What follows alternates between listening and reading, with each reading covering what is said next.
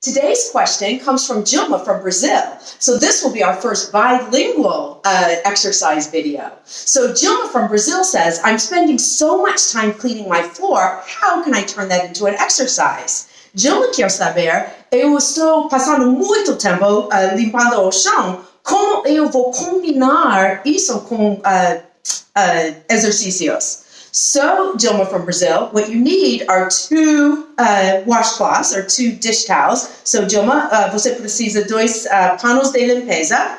E vamos colocá-los no chão. We're going to put our dish towels on the floor. This is an exercise for your inner thigh. So, esse é exercício para o adutor longo. So, your adductor. Keep your core braced. Weight is on your let's keep our weight on our left leg as we take the right leg straight out to the side. Keep your knee behind your toe and brace your core and pull back in.